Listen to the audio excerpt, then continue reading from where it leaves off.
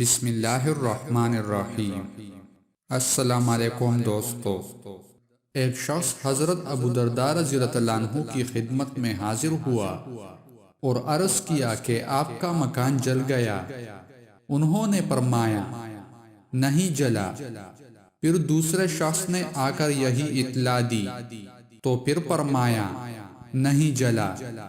پھر تیسرے شخص نے آ کر یہی خبر دی۔ آپ رضی اللہ عنہ نے فرمایا نہیں جلا۔ پھر ایک اور شخص نے آ کر کہا کہ اے ابو درداء رضی اللہ عنہ، آگ کے شرارے بہت بلند ہوئے، مگر جب آپ کے مکان تک آگ پہنچی تو بجھ گئی۔ انہوں نے فرمایا مجھے معلوم تھا کہ اللہ تعالیٰ ایسا نہیں کرے گا کہ میرا مکان جل جائے، کیونکہ میں نے رسول اللہ صلی اللہ علیہ وآلہ وسلم سے سنا ہے کہ جو شخص صبح کے وقت یہ کلمات پڑھ لے شام تک اس کو کوئی مصیبت نہیں پہنچے گی۔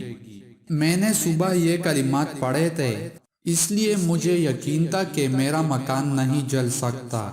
وہ کلمات یہ ہے: بسم اللہ الرحمن الرحیم، اللہم انت ربی لا الہ الا انت علیک توکلت وانت رب العرش الکریم، ما شاء اللہ کان وما لم یشأ لم یکن ولا حول ولا قوة الا باللہ العلی العظیم، اعلم ان اللہ علی کل شیء قدیر وان اللہ قد احاط بكل شیء علما، اللہم انی اعوذ بک من شر نفسی ومن شر کل دابۃ انت آخذ بناصیتها ان ربی علی صراط مستقیم، بسمہ سبحانہ حامدا و مسلیا و مسلما